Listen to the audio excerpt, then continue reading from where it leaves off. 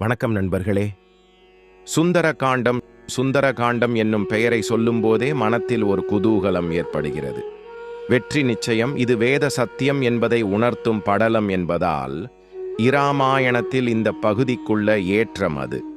இதிகாசத்திலே மிக உயர்ந்தது இராமாயணம், அதிலே மிக உயர்ந்தது சுந்தர காண்டம்.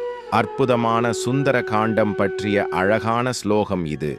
சுந்தரே சுந்தரோ ராம, சுந்தரே சுந்தரி கதா, சுந்தரே சுந்தரி சீதா, சுந்தரே சுந்தரம் வனம், சுந்தரே சுந்தரம் காவியம், சுந்தரே சுந்தரோ கபி, சுந்தரே சுந்தரம் மந்திரம், சுந்தரே கிம்ன சுந்தரம்.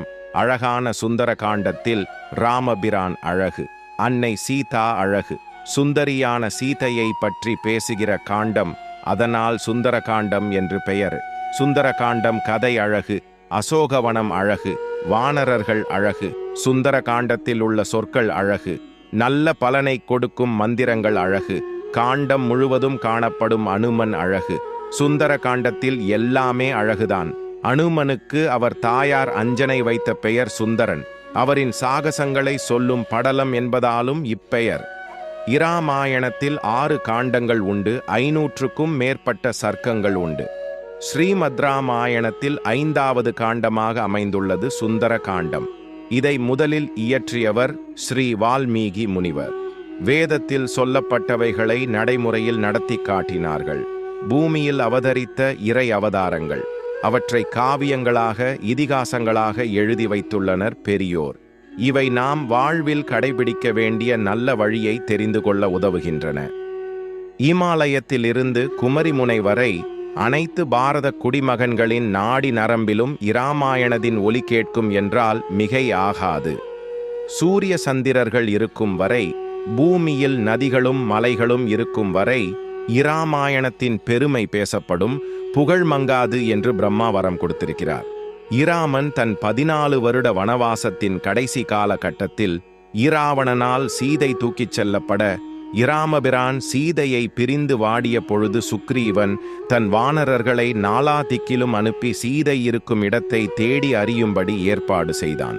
தென் திக்கிற்கு ஜாம்பவானின் தலைமையில் வாலி மகன் அங்கதனுடனும் நீலன் இன்னும் சில முக்கியமானவர்களுடன் அனுமனும் புறப்பட்டார்.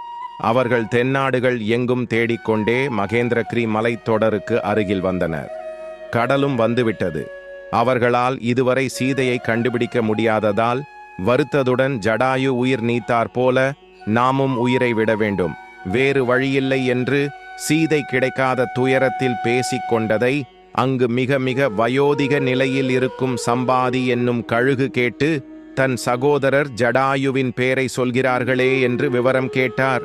இராமன் தன் சகோதரனுக்கு அந்திம காரியங்களை செய்தார் என்பதை கேட்டு மகிழ்ந்து, அதற்கு பிரதி உபகாரமாக அவர்களுக்கு உதவ தன் இடுங்கிய கண்காளால் தூர பார்த்து இலங்கையில் சீதை இருப்பது அவருக்கு தெரிந்து அவர்களிடம் கூறினார்.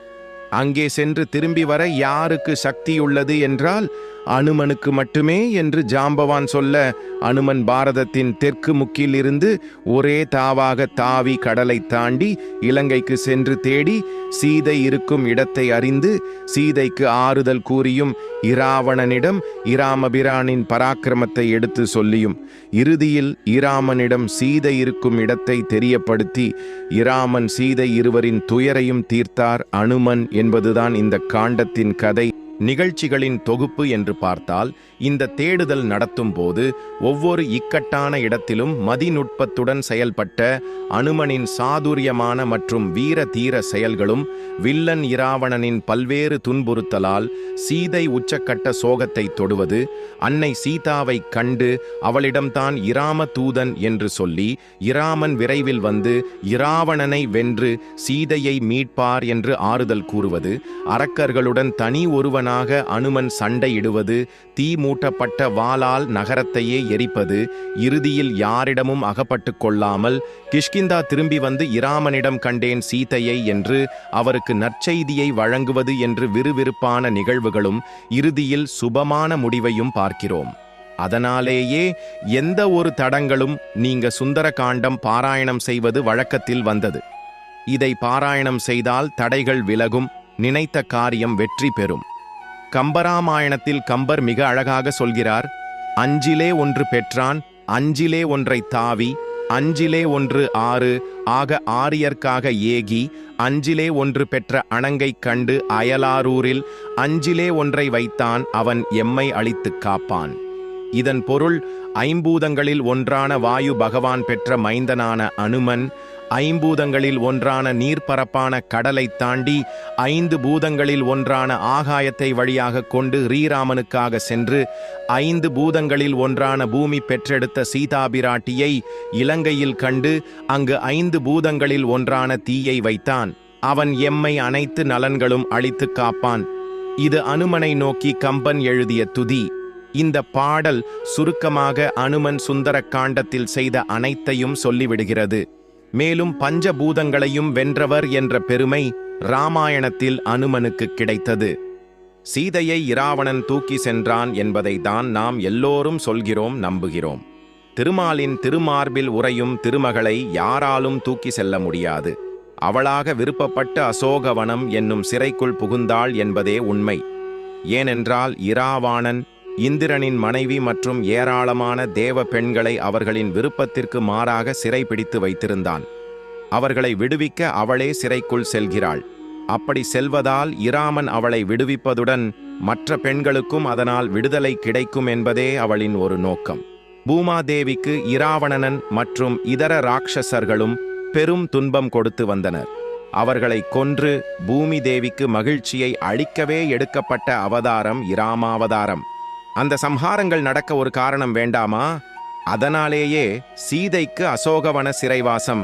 ஒரு அற்பனான இராவணனால் அவளை சிறைப்பிடிக்க ஒரு நாளும் முடியாது. இது மறுக்க முடியாத உண்மை, நாம் அறிந்து கொள்ள வேண்டிய ஓர் உண்மை. சுந்தர காண்டம் முதல் சர்க்கத்தின் தொடக்கம் அனுமன் மகேந்திர மலையின் மீது ஏறி பெரிய உருவம் எடுத்து பின் தொடை தட்டி உயரே எழும்பி பறப்பதுடன் தொடங்குகிறது. முதலில் பர்வதத்தின் மேல் ஏறி நின்றார். ராமநாமத்தை சொல்லிக்கொண்டே இருந்தார். உடனே அவர் உருவம் பெருகத் தொடங்கியது. 70-80 அடிக்கு உயர்ந்து அந்த ஆகிருதியோடு அவர் மேலெழும்பினார். அப்பொழுது அந்த அதிர்வில் அவரை சுற்றியுள்ள மரம், செடி, கொடிகளும் கற்களும் அவருடன் எழும்பி சிறிது தூரம் அவரை வழியனுப்புவது போல மேலே அவருடன் சென்று பின் கீழே இறங்கின. இங்கே ராமநாமத்தை சொல்லி அவர் உருவம் உயர்ந்தது. நாம் ராமநாமத்தை தொடர்ந்து ஜபித்து வந்தால் நம் பக்தி பெருகும். எப்படி அனுமான் எந்த இடரையும் ராமநாமத்தை வைத்து வெற்றி பெற்றாரோ அதுபோலே எந்த துன்பத்தையும் தைரியத்துடன் எதிர்கொள்ள நம் மன வலிமை பெருக ராமநாமம் உதவி செய்யும். உயர பறந்து கொண்டிருந்த அனுமான் இலங்கைக்கு சென்று இறங்கும் முன் அவருக்கு 3 இடர்பாடுகள் வந்தன. மைன்னாகமலை என்ற பொன்மலை ஒன்று முதலில் கடலின் உள்ளே இருந்து அவர் பறக்கும் உயரத்திற்கு எழுந்து நின்றது. சமுத்திரராஜன் உதவ நினைப்பதாக எண்ணி மைனாகமலையிடம் அனுமன் ராம காரியத்திற்காக கஷ்டப்பட்டு கடலை ஆகாய மார்க்கமாக தாண்டிக் கொண்டிருப்பதால் நீ மேலே எழும்பி அவர் உன் முகட்டில் தங்கியிருந்து ஆசுவாசப்படுத்தி செல்ல வழி செய் என்றார். ஆனால் அனுமன் உதவ நினைத்த மைன்னாகமலையை ஆதரவுடன் தழுவிக்கொண்டு திரும்பி வரும்போது உங்களிடம் தங்குகிறார். அடுத்து சுரசை என்னும் நாக கன்னிகை சித்தர்களும் தேவர்களும் வேண்டியதற்கு இணங்க அனுமன் முன் தோன்றி தனக்கு உணவாக ஆகும்படி கூறுகிறாள். அவள் கோரமான ராட்சச ரூபம் எடுத்து, நான் தேவர்களிடம் வரம் வாங்கி வந்துள்ளேன், எனக்கு நீ உணவாக வேண்டும் என்று அனுமனிடம் கர்ஜிக்கிறாள். பெரிய குகை போன்ற வாயை உடையவளாக அனுமன் வரும் பாதையில் வந்து தோன்றி, வலிமையுள்ள குரக்கின தோன்றலே, கொடிய யமனும் அஞ்சுகின்ற வாயை உடைய எனக்கு உணவாக வருகிறாய் போலும் நீ என்று சொல்லிக்கொண்டு தன் பெரிய வாயை அகலத் திறந்தாள்.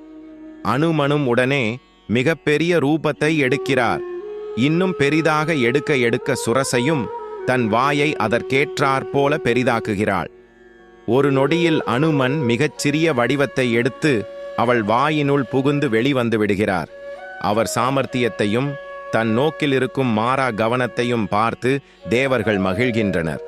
அடுத்து சிம்ஹிகா என்னும் ராட்சசி அனுமனை மேலே செல்ல விடாமல் தடுத்து அவரை தனக்கு இரையாக்கிக் கொள்ள அவரின் நிழலை பிடித்து இழுக்கிறாள். அதனால் அனுமனால் தொடர்ந்து பறக்க முடியவில்லை. உடனே அவர் அவள் வாயினுள் சிறிய உருவில் புகுந்து பின் பெரிய உருவம் எடுத்து அவள் வாயை கிழித்து கொண்டு அவளை கொன்றுவிட்டு மேலே முன்னேறினார். ராம காரியம் இனி ஜெயமாக முடியும் என்று இதையெல்லாம் பார்த்து கொண்டிருந்த தேவர்கள் மனமகிழ்ந்தனர். அனுமன் முதலில் அன்பாலும் பின் சாதுரியத்தாலும் அடுத்து சக்தியினாலும் 3 தடங்கல்களையும் வென்றார். அனுமான் சாதாரண குரங்கு உருவில் இலங்கை கரையை அடைகிறார். வானத்திலிருந்து இலங்கையை பார்க்கும் பொழுதே ஜகஜோதியாக ஒளிவிடும் இலங்கையைக் கண்டு இத்தனை அழகிய நகரத்துக்கு அதிபதியாய் இராவணன் என்று வியக்கிறார். அங்கே உள்ளே நுழைகையில் இலங்கையின் காவல்காரியான ராட்சசி லங்கினி அவரை தடுத்து நிறுத்துகிறாள். எதற்காக இலங்கைக்குள் நுழை பார்க்கிறாய் என்று கேட்டவுடன் அவர் சமயோசிதமாக, நான் காட்டில் திரியும் வானரம்தானே, நகரம் எப்படி இருக்கும் என்று பார்க்க வந்தேன் என்று சொல்கிறார். அதை அவள் நம்பவில்லை. உடனே அவர் பெரிய உருவம் எடுத்து அவளை தன் முஷ்டியினால் தாக்குகிறார். அவள் அப்படியே மல்லாந்து சாய்கிறாள். உடனே லங்கினி இலங்கைக்கு நாசகாலம் தொடங்கிவிட்டது என்று கூறுகிறாள். முன்பு ஒரு முறை அவளிடம் பிரம்மா, எப்பொழுது ஒரு குரங்கினால் நீ ஜெயிக்கப்படுகிறாயோ அப்பொழுது இலங்கையும் ராட்சச கூட்டங்களும் அழியும் என்று கூறியிருக்கிறார். அது நடந்துவிட்டது என்று வேதனைப்படுகிறாள். பின் அனுமன் நகருக்குள் செல்கிறார். முதலில் தோட்டங்களில் சீதையை தேடுகிறார். அடுத்து ராவணனின் மாளிகைகளில் புகுந்து அங்குள்ள அந்தப்புரத்தில் தேடுகிறார். அங்கும் இல்லை. மண்டோதரி உறங்கிக் கொண்டிருக்கிறாள். அவளை ஒரு கணம் சீதையாக இருக்குமோ என்று ஐயப்படுகிறார். பின் இராமனின் பத்தினி எப்படி இராவணனின் அந்தப்புரத்தில் இருக்க முடியும் என்று தன் தவறான எண்ணத்தை திருத்திக் கொள்கிறார். அங்கு குபேரனிடம் பறித்த அழகிய புஷ்பக விமானத்தை பார்க்கிறார் அனுமான். இந்த சொத்தெல்லாம் இனி இவனிடம் நிலைக்குமா, அவனே உயிருடன் இருப்பானா என்று எண்ணிக்கொண்டே அடுத்து பான சாலையில் போய் பார்க்கிறார். அது குடித்துவிட்டு மயங்கி கிடக்கும் மக்கள் கூட்டம் இருக்கும் இடம். அங்கு மயங்கி கிடக்கும் அல்லது அரை மயக்கத்தில் இருக்கும் பெண்களையெல்லாம் உற்று உற்று சீதையாக இருக்குமோ என்று நோக்குகிறார். அப்பொழுது அவருக்கு தோன்றுகிறது, இப்படி பெண்களை அருகில் வைத்து பார்ப்பதினால் தன்னுடைய பிரம்மச்சரியத்துக்கே பங்கம் வந்துவிடுமா என்று. ஆனால் உடனே அவர், மனம்தானே அனைத்துக்கும் காரணம், நான் மனத்தை ராமனிடம் செலுத்திவிட்டேன், அதனால் அவர் அனைத்துக்கும் பொறுப்பு. அதனால் அவ்வளவு உயர்ந்த வஸ்துவில் நான் மனத்தை வைத்து விட்டதால் இந்த ஆல்பமான விஷயங்களில் என் மனம் நிலைக்காது என்று நிம்மதி அடைகிறார். ஆனால் பல இடங்களில் தேடியும் சீதை கிடைக்காததால் அவர் மனம் ஒடிந்து விடுகிறார். சீதை ஒருவேளை உயிரை விட்டிருப்பாளோ, அப்படி செய்திருந்தால் நான் இராமனிடம் போய் என்ன சொல்வேன் என்று கலங்குகிறார். அடுத்த கணமே அவ்வாறு எதுவும் நடந்திருக்காது. நாம் மனத்தை தளரவிடக்கூடாது. இராமபிரான் இருக்கும்போது நாம் இப்படி நினைப்பதே தவறு என்று தன்னை தேற்றிக் கொள்கிறார். இதுதான் நம் சனாதன தர்மத்தின் மகிமை. நாம் தான் ஒரு செயலுக்கு காரணம், நம்மால் தான் இவை நடந்தன அல்லது நடக்கின்றது என்றுமே நாம் நினைப்பதை ஆதரிப்பதில்லை நம் வேதங்கள். எல்லாமே அவன் செயல், அவனின் சொத்து நாம், அவன் வழிகாட்டுதலில் நாம் நம் கடமையை செய்ய வேண்டும் என்பதே அனைத்து இதிகாசங்களும் புராணங்களும் வேதாந்தத்தின் சாரத்தை நமக்கு அறிவுறுத்துகின்றன. அதனால் புதிய உத்வேகத்துடன் எழுந்து திரும்ப தேட ஆரம்பிக்கிறார் அனுமான். அவர் தைரியத்தின் உதாரணமாயிற்றே, அதனால் மனத்தளர்வை தொலைத்த எழுந்து கொள்கிறார். எது நடந்தாலும் அதை கண்டு கலங்காமல் அடுத்து என்ன செய்ய வேண்டுமோ அதை செய்ய வேண்டும் என்பதே நாம் இதில் இருந்து தெரிந்து கொள்ளும் பாடம். சோர்ந்து உட்கார்ந்து கொண்டால் ஆவது ஒன்றுமில்லை. சம்பாதி பார்த்து சீதை இருப்பதாக சொன்னாரே, அப்போ இங்கேதானே இருக்க வேண்டும் என்ற சிந்தனை வருகிறது. அப்பொழுது அவருக்கு ஓர் எண்ணம் வருகிறது, இத்தனை நேரம் நாமே தேடுவதாக எண்ணி தேடிக் கொண்டிருக்கிறோம். நம்மால் முடியாத காரியம் இது. இறைவனிடத்தில் சரணாகதி செய்ய வேண்டும் என்று சீதையை நோக்கி பிரார்த்தித்துக் கொள்கிறார். அம்மா, நீ இருக்கும் இடத்தை எனக்கு காட்டிக்கொடு என்று. அவனருளாலே அவன் தாழ் வணங்கி என்பது போல நாம் இறைவனை தேடலாம். ஆனால் அவர் அருள் இருந்தால்தான் நம்மால் அவரை கண்டுபிடிக்க முடியும். இராமரை நோக்கி பிரார்த்திக்கிறார். வால்மீகி சொல்கிறார், நமோஸ்து ராமாயச லக்ஷ்மணாய தேவ்யைச தஸ்ய ஜனகாத்மஜாயை நமோஸ்து ருத்ர இந்திர யம அனிலேபியக நமோஸ்து. சூரியன், சந்திரன், இந்திரன், இராமன், லக்ஷ்மணன், சீதை எல்லாரையும் பிரார்த்தித்துக் கொள்கிறேன். சீதை எனக்கு கிட்டட்டும் என்று வேண்டிக் கொள்கிறார். அடுத்த நிமிஷம் அவர் உட்கார்ந்திருந்த மரக்கிளைக்கு அடியில் சீதை கிடைத்துவிட்டாள். இத்தனை காலம்தான் தேடுவதாக தேடிய போது கிடைக்காத சீதை அவளின் தயவை நாடியவுடன் அவள் இவருக்கு கண்ணில் காட்சி தந்தாள். இவர் பார்த்த பொழுது சுக்லபக்ஷத்தின் ஆரம்பத்தில் சந்திரனின் கீற்று முதல் பிறையில் எப்படி மெலிந்து இருக்குமோ அந்த நிலைவை போல் மிக மிக மெலிந்து இருந்தாள் சீதை. அவர் முன்பு ஒரு முறை சீதையை பார்த்திருக்கிறார். ஆகாய மார்க்கமாக ராவணன் அவளை தூக்கி சென்றபோது தன் நகைகளையெல்லாம் மூட்டை கட்டி சுக்ரீவன் அனுமன் முதலானோர் இருந்த ரிஷ்யமுக பர்வதத்தின் மேல் தூக்கி போட்டபோது இவர் பார்த்திருக்கிறார். அப்பொழுதே அவள் ஒரு ராஜகுமாரியாக இருக்க வேண்டும் என்று நினைத்தார். அதனால் இப்பொழுது ஒப்பிட்டு பார்க்கும் பொழுது அங்க அடையாளங்கள் ஒத்து இருந்தன. ஆனால் அவள் குளிக்காமல் அழுக்கடைந்த அதே ஆடையை உடுத்திக் கொண்டு காணப்பட்டாள். இவள்தான் சீதை என்று அனுமானுக்கு தெரிந்துவிட்டது. உடனே சீதையை பிரிந்து வாடும் இராமனையும் எதிரிலிருக்கும் சீதையையும் தன் மனக்கண்ணில் ஒரு சிம்மாசனத்தில் அமர்த்தி கொண்டார். இராமன் தன் கணையாழியை எந்த குரங்கிடமும் கொடுத்து அனுப்பியிருக்கலாம். அவரின் பலத்தால் தான் அனுமன் கடலை தாண்டி சீதையை கண்டார். வேறு எந்த குரங்கும் அதை செய்திருக்கும். ஆனால் இராமன் குறிப்பாக அனுமனிடம் கொடுத்தனுப்பியதற்கு ஒரு காரணம் உள்ளது. அனுமன் சீதையை பிரிந்து வாடுவதை பார்த்து, என்ன இந்த இராமன் ஒரு சத்திரியனாக இருந்து இப்படி மன உளைச்சலுக்கு உள்ளாகி தவிக்கிறாரே, தைரியமாக இருக்க வேண்டாமா, மனைவியை பிரிந்து இப்படிதான் வாட வேண்டுமா என்று நினைத்திருந்தார். இது இராமபிரானுக்கு தெரியும். அதனால்தான் அவரை சீதையை கண்டு வர அனுப்பியிருந்தார். சீதையை பார்த்தவுடன் அனுமன், ராமன் தான் எத்தனை கல் நெஞ்சுக்காரர், எப்படி இந்த சீதையை பிரிந்து இன்னும் உயிரோடு இருக்கிறார் என்று நினைத்தாராம். காதல் அன்பு என்றால் என்னவென்றே தெரியாது போல் இருக்கு இவருக்கு என்று நினைத்துக் கொள்கிறாராம். அப்படிப்பட்ட மகாத்மியம் மிக்கவர் சீதாதேவி. பெருமாளுக்கும் பிராட்டிக்கு மட்டும்தான் திவ்ய தம்பதிகள் என்று பெயர். ஏனென்றால் அழகும் கருணைக்கும் இருவருக்கும் ஒருவருக்கு ஒருவர் அத்தனை நிகர். இருந்தும் அனுமான் இருவரையும் ஒப்பிடுகையில் கண்ணழகில் சீதை இராமனை விஞ்சி விடுகிறாள் என்று நினைக்கிறார். ஏனென்றால் அத்தனை சோகத்திலும் கருணையும் வாத்சல்யமும் அழகும் நிறைந்தவையாக உள்ளன அவளின் கண்கள். இவர் அடுத்து என்ன செய்வது என்று சிந்திப்பதற்குள் ஈராவணன் அங்கு சீதையை மிரட்ட வந்து விடுகிறான்.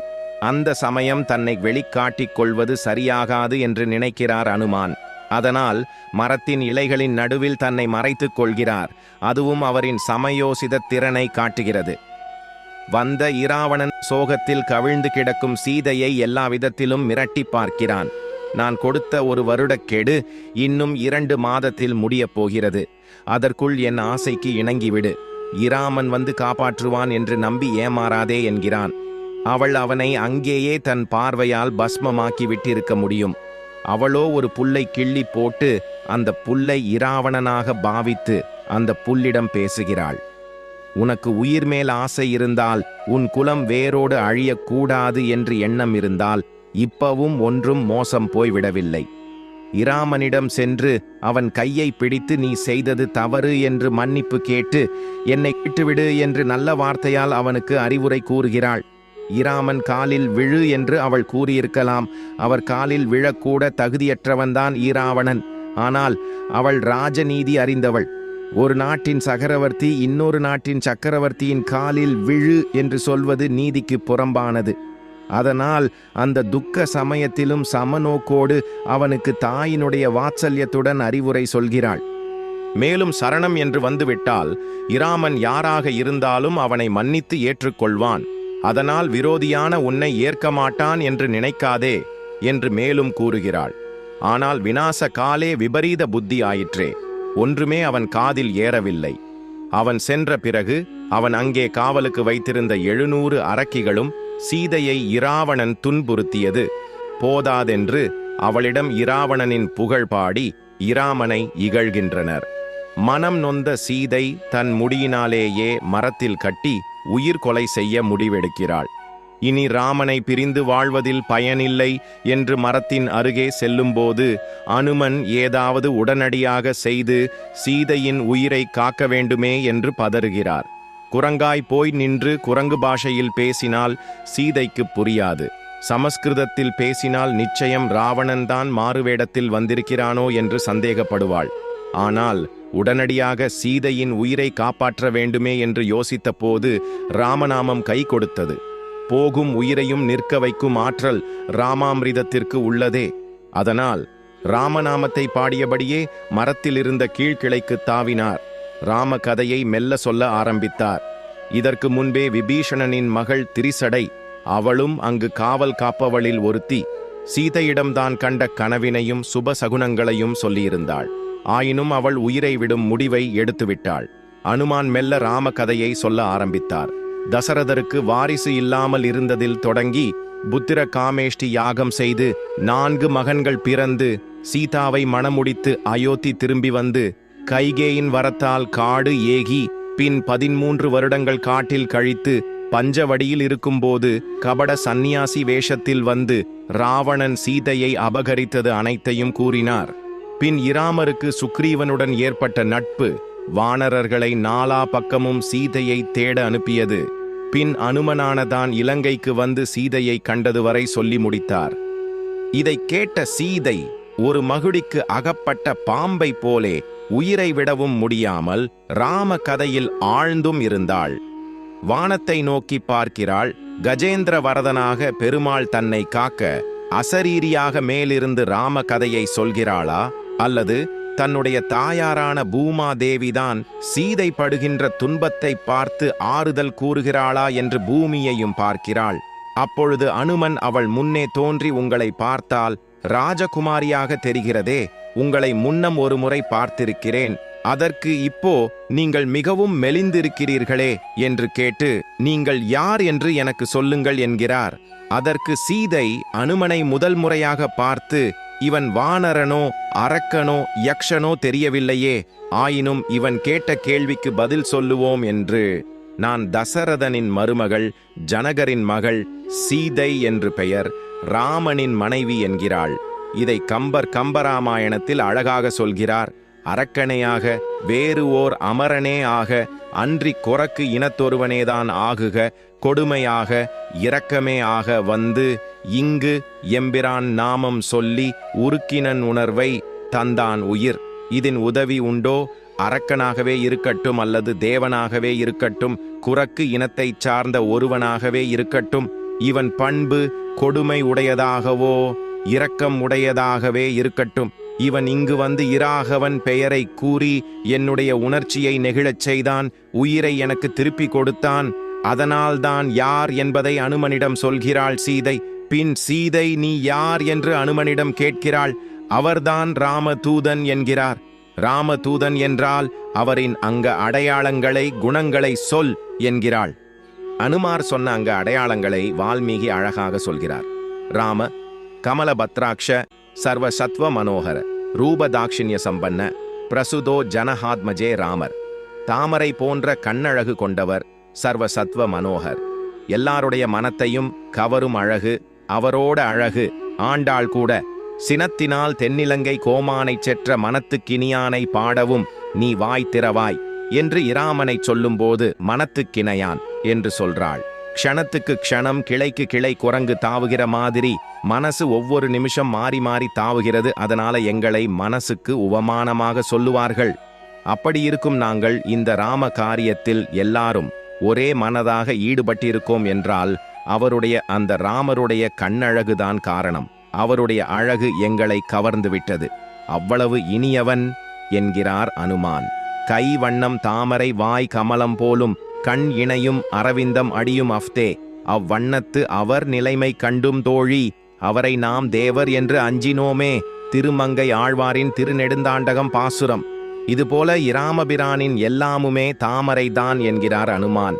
சொல்ல வேண்டும் என்பதற்காக சொல்கிறேனே தவிர என்னால் அவர் அழகை வர்ணித்து முடிக்க முடியாது என்கிறார். இதை கேட்டு சீதை சமாதானம் அடைந்தாள். அவளுக்கு அடுத்து ஒரு சந்தேகம் வந்தது.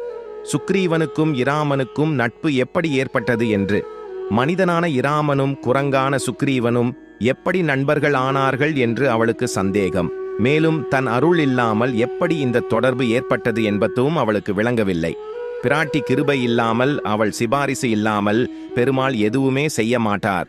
உடனே அனுமன் அதை புரிந்து கொண்டு சீதையை பார்த்து, இந்த சம்பந்தமே உங்களால் தான் ஏற்பட்டது.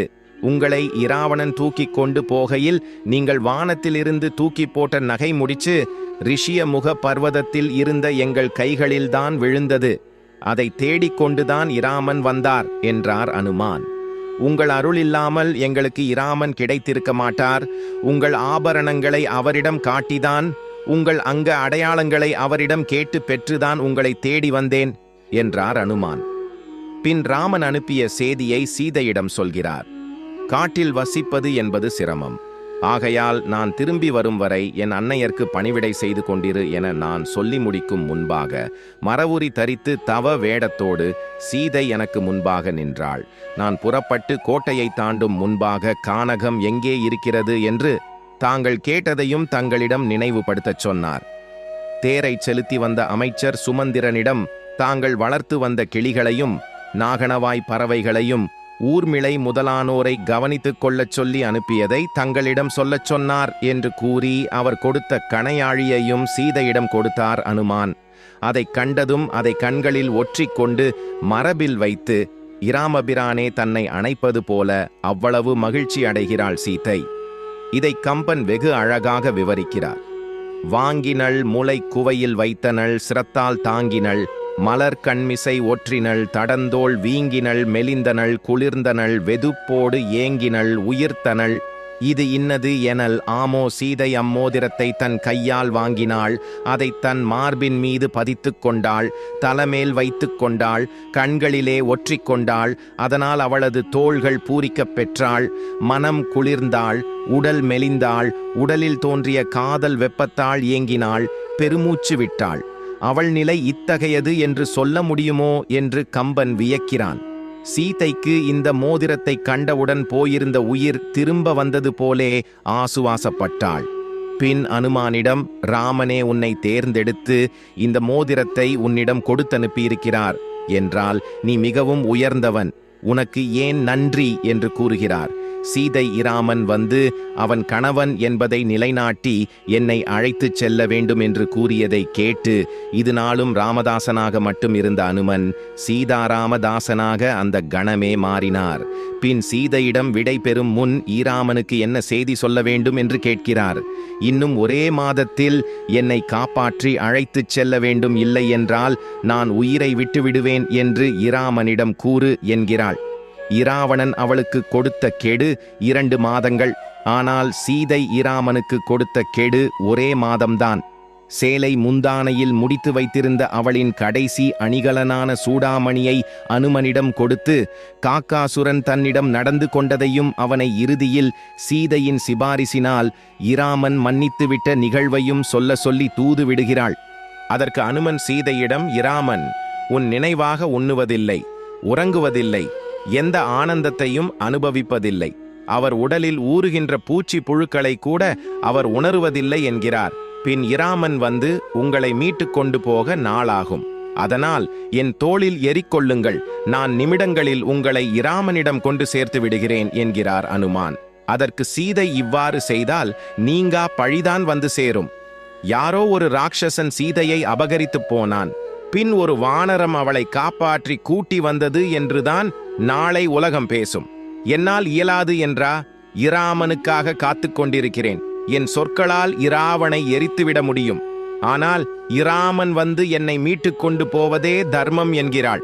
கம்பன் இதை அழகாக கம்பராமாயணத்தில் அல்லல் மாக்கள் இலங்கை அது ஆகுமோ, எல்லை நீத்த உலகங்கள் யாவும் என் சொல்லினால் சுடுவேன், அது தூயவன் வில்லின் ஆற்றற்கு மாசு என்று வீசினேன் என்கிறார். துன்பத்தை கொடுக்கும் இந்த அரக்கர்கள் நிறைந்த இலங்கை மட்டுமல்ல, எல்லை இல்லாத இந்த உலகங்கள் அனைத்தையும் என் ஒரு சொல்லினால் சுடுவேன். அப்படி செய்தால் அது இராமனின் வில்லின் ஆற்றலுக்கு மாசு என்று செய்யாமல் இருக்கிறேன் என்கிறாள்.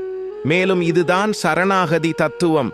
நம்மை நாமே காத்து கொள்வதை விட இறைவனின் கையை எதிர்பார்ப்பதே முழுமையான சரணாகதி. நம்மை காத்து கொள்ளும் பொறுப்பு இறைவனுடையது, அது நம்முடையது அல்ல என்று புரிந்து கொள்வதுதான் சரணாகதி. அப்படி இருக்க முடியுமா என்றால் நிறைய உதாரணங்கள் கூறலாம். திரௌபதி எல்லா முயற்சிகளும் கைவிட்ட பிறகு கோவிந்தா என்று 2 கை தூக்கி சரணாகதி செய்கிறாள். உடனே அவள் இரட்சிக்கப்படுகிறாள். அப்படியேதான் ஆதி மூலமே என்று கூக்குரலிட்ட கஜேந்திரனுக்கும் மோட்சம் அருளினார் பகவான். இறைவன்தான் துணைவெறு, நமக்கு யாரும் ரட்சகன் இல்லை என்கின்ற திடமான எண்ணமே சரணாகதி. அனுமன் கிளம்ப தயாராகும்போது அவருக்கு ஓர் எண்ணம் வந்தது. தூதுவனாக இராமன் தன்னை இலங்கைக்கு அனுப்பியுள்ளார். இராவணனை சந்தித்து அவன் பலம் என்ன என்பதை அறிந்து கொண்டு இராமனிடம் சொல்ல வேண்டியதுதான் ஒரு தூதுவனின் கடமை. எனவே அவனை சந்திக்க ஒரு திட்டம் தீட்டுகிறார். அங்கிருந்த ஒரு கதையை எடுத்து சீதை இருக்கும் பகுதி தவிர அசோகா வனத்தின் மற்ற பகுதிகளை துவம்சம் செய்கிறார். அதை தடுக்க வந்த ராட்சசர்களை மிக எளிமையாக கொல்கிறார். இதை பார்த்த அரக்கிகள் அலறி அடித்து இராவணனிடம் அனுமன் செய்யும் அட்டகாசத்தை கூறுகின்றனர்.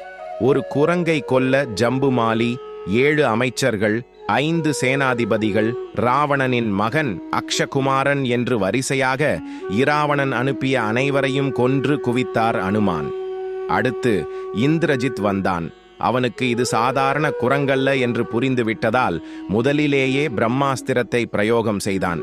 அனுமான் பிறந்தபோதே பிரம்மா அவருக்கு கொடுத்த வரத்தினால் அவரை அந்த பிரம்மாஸ்திரம் ஒன்றும் செய்யவில்லை. ஆனாலும் கட்டுப்பட்டார் போலே அனுமான் மயங்கியிருந்தார். ஏனெனில் அவருக்கு இப்படியாக இராவணனை சந்திக்கும் வாய்ப்பு கிடைக்கும் என்பதால். மற்ற ராட்சசர்கள் பிரம்மாஸ்திரத்தினால் கட்டுண்ட அனுமனை மேலும் சணல் கயிறு, தாம்பு கயிற்றினால் கட்டினார்கள். இந்திரஜித்துக்கு ரொம்ப அவமானமாக போய்விட்டது. பிரம்மாஸ்திரத்தால் கட்டுப்பட்டு இருப்பவனை வேறு எதனாலும் கட்டினால் பிரம்மாஸ்திரம் விடுபட்டுவிடும். பிரம்மாஸ்திரத்தை அவமதிப்பதாகவும் செயல் அது. ஆனாலும் அனுமான் கட்டுப்பட்டிருப்பதை பார்த்து அவர் நடிக்கிறார் என்பது புரிந்துவிட்டது இந்திரஜித்திற்கு. அவரை நகர் முழுவதும் இழுத்து கொண்டு இராவணன் சபைக்கு அழைத்துச் சென்றனர் ராட்சசர்கள். நகரை பார்த்து வியந்து, இவையெல்லாம் அழிய வேண்டுமா? இராவணன் இவற்றுக்கெல்லாம் அதிபதியாக உள்ளானே, அவனிடம் நல்ல வார்த்தை சொல்லி இராமனிடம் சரணமடைய சொல்ல வேண்டும் என்று நினைக்கிறார் அனுமான். இராவணனிடம்தான் யார் என்று அறிமுகப்படுத்திக் கொள்கிறார் அனுமன். சுக்ரீவன் என்கிற அரசன் என்னை அனுப்பி வைத்துள்ளார். அவருடைய அண்ணன் வாலி. வாலியை பற்றி உங்களுக்கு நான் சொல்ல தேவையில்லை. அவர் உங்களை தன் வாலில் கட்டி வைத்து படுத்திய பாடு நீங்கள் அறிந்ததே. அப்பேற்பட்டவனை இராமன் ஒரே அம்பால் கொன்று வீழ்த்தினார். அவரின் மனைவி சீதையை நீ கபடமாக தூக்கிக் கொண்டு வந்திருக்கிறாய். இது மிகப்பெரிய தவறு என்கிறார். இராமன் யுத்தம் செய்ய வந்துவிட்டால் யார் வந்தாலும் சிவனோ பிரம்மாவோ இந்திரனோ எந்த வரமோ எதுவுமே உன்னை காக்காது. அவர் காப்பாற்ற என்று வந்துவிட்டால் வேறு எந்த தெய்வத்தின் துணையும் தேவையில்லை என்று இராவணனுக்கு புத்திமதி கூறுகிறார். இதை கேட்ட இராவணன் மிகவும் கோபமுற்று அனுமனை கொல்ல ஆணையிட்டார். அப்பொழுது அவன் தம்பி விபீஷணன் ஒரு தூதனை கொல்வது தர்மமில்லை. குரங்குகளுக்கு பெருமை வாள்தான். அதனால் அதற்கு தீ வைத்து விடலாம். அது குரங்கை கொல்லுவதற்கு சமம் என்கிறான். உடனே எல்லா ராட்சசர்களும் சேர்ந்து அனுமனின் வாளுக்கு தீ வைக்கின்றனர். ஆனால் அடுத்த நிமிஷமே அனுமான் ஒவ்வொரு கட்டடமாக தாவி இலங்கைக்கே தீ வைத்து விடுகிறார். பற்றி எரிகிறது இலங்கை. அப்பொழுது அவருக்கு திடீரென்று சீதை இருக்கும் அசோகவனமும் தீ பற்றி இருக்குமோ என்று அஞ்சி அவர் அங்கு விரைந்து பார்க்க அக்னி பகவான் மகாலட்சுமி தாயாரை எதுவும் செய்யவில்லை. வாலில் தீ இருப்பதை கண்ட சீதை அக்னி பகவானிடம் வேண்டி அவரை தீ சுடாதவாறு பார்த்து கொள்கிறாள். மீண்டும் ஒரு முறை சீதையை வணங்கி அவளிடம் இருந்து சிரஞ்சீவி வரத்தையும் பெற்று கிஷ்கிந்தா திரும்ப கிளம்புகிறார் அனுமான். வால்மீகி ராட்சசான் பிரவரான் ஹத்வா நாம் விஸ்ராவ்ய சாத்மனஹா சமாஸ்வாஸ்ய ச வைதேஹீம் தர்ஷைத்வா பரம் பலம் நகரீமாகுலாம் கிருத்வா வஞ்சைத்வா ச ராவணம் தர்சைத்வா பலம் கோரம் வைதேகாம் அபிவாதய ச பிரதிகந்தும் மனச்சக்ரே புனர் மதேன சாகரம். 2 ஸ்லோகங்களில் அனுமான் இலங்கையில் என்ன சாதித்தார் என்று கூறுகிறார். 9 செயல்களை செய்து ஊர் திரும்ப கிளம்பினார். அங்கே இருந்து அரிஷ்டம் என்கிற மலை மீதிருந்து தாவி மகேந்திர மலை நோக்கி பறந்தார். அப்பொழுது வானத்திலிருந்தே ஆரவாரமாக கர்ஜிக்கிறார். அதை கீழே இருந்து பார்த்த வானரங்கள் அனுமன் சீதை இருப்பிடம் தெரிந்து வெற்றியோடு திரும்புகிறார் என்பதை புரிந்து கொண்டு அவர்களும் மகிழ்ச்சியில் துள்ளி குதித்தனர். அவர் தரை இறங்கியதும் சீதாயைக் கண்ட விவரத்தை ஜாம்பவானிடமும் அங்கதனிடமும் தெரிவித்தவுடன் அவர்கள் இருவரும் அவரை ஆறத் தழுவிக்கொள்கின்றனர். பின் அனைவரும் இராமனிடம் தெரிவிக்கப் போகும்போது வழியில் மதுவனத்தை பார்க்கின்றனர். அது சுக்ரீவனின் மிக பிரியமானதொரு தோட்டம். அங்கு அனைத்து வகை பழ மரங்களும் பறவைகளும் விலங்குகளும் நிரம்பி வழியும் ஒரு மிக அழகிய தோட்டம். அதில் புகுந்து அனைத்து வானரங்கள் தேனை பருகியும் பழங்களை உண்டும் சந்தோஷ மிகுதியால் மரங்களை துவம்சம் செய்தும் களியாட்டம் போட்டனர். இதை கண்ட அத்தோட்டத்தின் காவல்காரன் ததிமுகன் விரைந்து சென்று சுக்ரீவனிடம் தோட்டத்தை அனுமனுடன் வந்த வானரங்கள் செய்வதை விவரித்தான். இதை கேட்ட சுக்ரீவன் தன் வாளை பக்கத்தில் இருக்கும் பாறையில் வேகமாக அறைந்தான். குரங்குகள் தங்கள் மகிழ்ச்சியை இவ்வாறே வெளிப்படுத்தும். சுக்ரீவனுக்கு உடனே புரிந்துவிட்டது, அனுமன் சீதை இருக்குமிடம் அறிந்து கொண்டு வந்து விட்டான் என்று. பக்கத்தில் இருந்த லக்ஷ்மணன், என்ன இது, உன் தோட்டத்தை குரங்குகள் அழித்துவிட்டன என்று சொல்கிறார் காவல்காரர், நீ அதை பற்றி கவலைப்படாமல் இருக்கிறாயே என்று கேட்கிறான். அதற்கு சுக்ரீவன், லக்ஷ்மணா, சீதை கிடைத்துவிட்டாள் என்று கூறுகிறான். அது எப்படி உனக்கு தெரியும் என்கிறான் லக்ஷ்மணன். அதற்கு சுக்ரீவன், நான் அனுமனுக்கு 1 மாதம் கெடு கொடுத்திருந்தேன். 1 மாதத்திற்கு மேல் ஆகிவிட்டது. சீதையை கண்டுபிடிக்காமல் வந்திருந்தால் என்னுடைய மிக பிரியமான வனத்தை இப்படி அழித்திருக்க மாட்டார்கள் என்றான். பின் அனைத்து வானரக் கூட்டமும் சுக்ரீவன் இருக்குமிடம் வந்தன. எப்பொழுதும் இராமனை கண்டதும் அவரை உடனே வணங்குவார் அனுமான். ஆனால் இம்முறை முதலில் தென் திசையை வணங்கி பின் இராமனை வணங்குகிறார். அதனால் வாயை திறந்து சொல்லும் முன்பே செய்கையால் பிராட்டி தென் திசையில் உள்ளாள் என்பதை இராமன் அறிந்து கொள்ளும்படி செய்துவிட்டார். பின் கண்டேன் சீதையை என்கிறார். கண்டேன் என்பதை முதலில் சொல்லி பின் சீதையின் பெயரை உச்சரிக்கிறார். சீதை என்று சொல்லிய கணம் இராமன் அவளுக்கு என்ன ஆகியிருக்குமோ என்று அஞ்சக்கூடாது என்று முதலில் கண்டேன் என்று சொல்கிறார் அனுமான். கண்டனேன் கற்பினுக்கு அணியை கண்களால் தென்திரை அலை கடல் இலங்கை தென்னகர் அண்டர் நாயக இனி துரத்தி ஐயமும் பண்டு உளத்துயரும் என்று அனுமன் பண்ணுவான். கண்டேன் சீதையை, உயர்ந்த குடி பிறப்பு, கற்பு, பொறுமை, இவை அனைத்தும் களிநடம் புரியும் சீதையை என்றான் அனுமன். உலகத்துக்கே நாயகனாகிய ராமா, நீ இனிமேல் பழைய சந்தேகம், கவலை, துயரத்தையும் மறந்துவிடலாம். தெளிந்த அலைகளுடன் கூடிய கடலால் சூழப்பட்ட இலங்கை தென்னகரத்தில் நான் சீதையை என் கண்களால் கண்டேன் என அனுமன் சொல்வதாக எழுதியுள்ளார் கம்பர். இந்த உன்னத செய்தியை சொன்ன அனுமனை கட்டித் தழுவிக் கொள்கிறார் இராமன். இராமனின் தூதனாக சென்ற அனுமனுக்கு வாளில் தீதான் பரிசாக கிடைத்தது. ஆனால் சீதையின் தூதுவனாக சென்றபோது அவருக்கு அவரின் பரமாத்மாவான இராமனின் ஆலிங்கனம் பரிசாக கிடைத்தது. அதுதான் தாயாரின் பிரபாவம். அந்த பரமாத்மா இராமன், ஜீவாத்மா அனுமான்.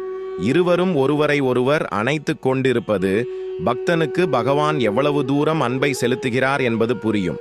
நம் ஒவ்வொருவருக்கும் அனுமனின் அனுக்கிரகம் இருந்து என்றால் இராமனின் அணைப்பும் கிட்டும் என்பது திண்ணம். அதற்கு சாட்சியே சுந்தர காண்டம். மேலும் சீதை சொன்ன செய்தியை அவரிடம் சொல்கிறார் அனுமன். இன்னும் 1 மாதமே கெடு கொடுத்திருக்கிறாள் இராமா, அதனால் அதற்குள் அவளை விடுவிக்கவில்லை என்றால் உயிரை துறந்து விடுவதாக கூறியிருக்கிறாள் என்று சொன்னார். அதை கேட்ட இராமன், என்ன 1 மாதம் பிரிந்திருக்க முடியுமா சீதையினால்? என்னால் அவளை விட்டு 1 நொடி கூட பிரிந்திருக்க முடியவில்லை, உயிரை விடவும் தயங்கவில்லை என்று இராமன் கூறினார். இதுவும் சீதைக்குண்டான ஏற்றம்தான். சீதையால் இராமனை 1 மாத காலம் பிரிந்திருக்க முடிகிறது. ஆனால் இராமனால் சீதையை 1 கணம் கூட பிரிந்திருக்க முடியவில்லை. அப்படியென்றால் சீதையின் பெருமையை நாம் தெரிந்து கொள்ளலாம். சொன்ன சொல்லாலே பார்த்தால் இராமனுக்கு ஏற்றம். ஏனென்றால் அவர் 1 வினாடி கூட சீதையை பிரிந்திருக்க முடியவில்லையே என்று கூறுகிறார். ஆனால் மெய்ப்பொருளை பார்த்தால் சீதைக்கு ஏற்றம். ஏனென்றால் அவளை பிரிந்து இராமனால் 1 கணம் கூட வாழ முடியவில்லையே. நமக்கு உண்டான ஏற்றம் இவர்கள் இருவரும் சேர்ந்து நம்மை காப்பதுதான். அவர் இராமன் இருக்குமிடம் வந்தவுடனே தென் திசையை நோக்கி பின் இராமனை வணங்குகிறார். அவள் அணிந்திருந்த சூடாமணியை கொடுக்கிறார் அனுமன். சூடாமணியை அனுமனிடம் இருந்து பெற்று சீதையுடனேயே இருப்பதாக அதை நெஞ்சில் வைத்து மகிழ்கிறார் இராமன். இனி 1 நிமிஷம் கூட காலங்கடத்தக்கூடாது.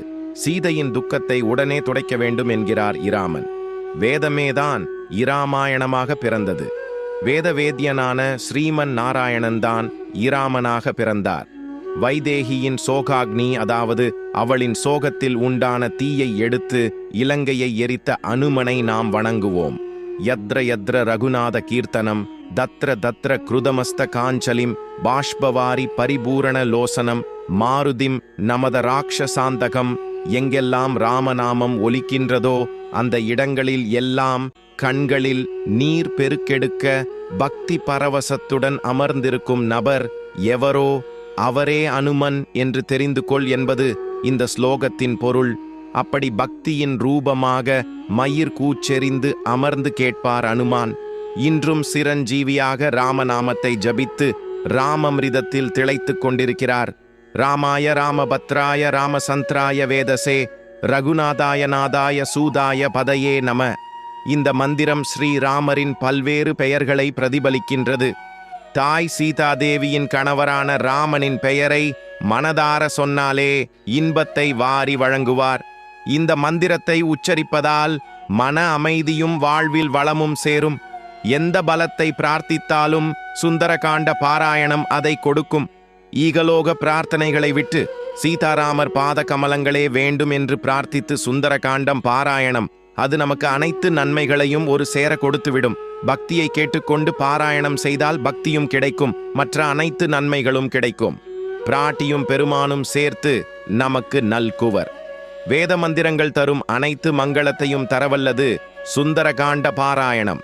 சுந்தரகாண்டத்தில் உள்ள ஒவ்வொரு சர்க்கமும் மாபெரும் மந்திர சக்திகளுக்கு இணையானது என்று ஆன்மீக பெரியவர்கள் கூறியுள்ளனர். சுந்தர காண்டத்தில் காயத்ரி மந்திரத்தின் அளவற்ற சக்தி உள்ளதாக கருதப்படுகிறது.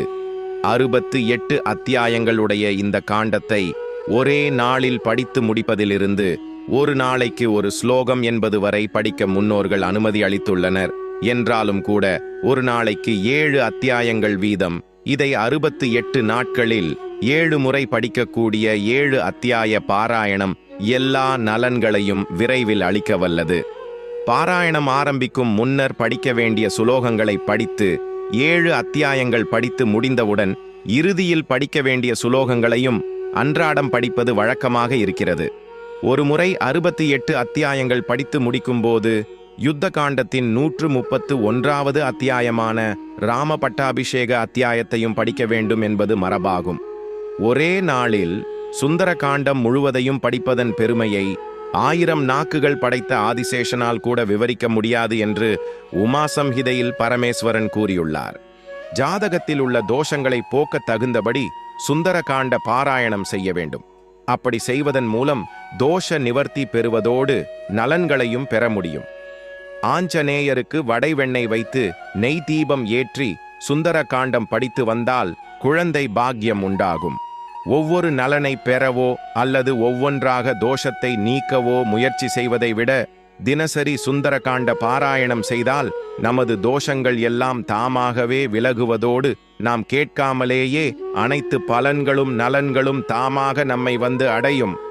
சுந்தரகாண்டத்தை பாராயணம் செய்பவர்களுக்கு கட்டாயம் தோல்வியே இருக்காது. ஏனென்றால் அஞ்சனை மைந்தன் ஆஞ்சநேயன் இதுவரை தோல்வியை சந்தித்தது இல்லை.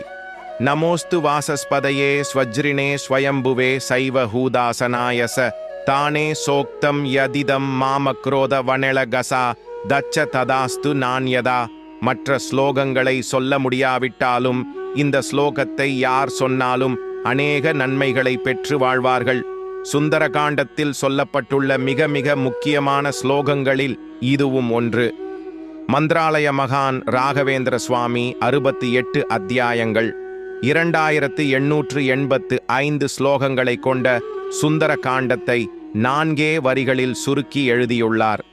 இது முழு சுந்தர காண்டத்தை படிப்பதற்கு சமம்.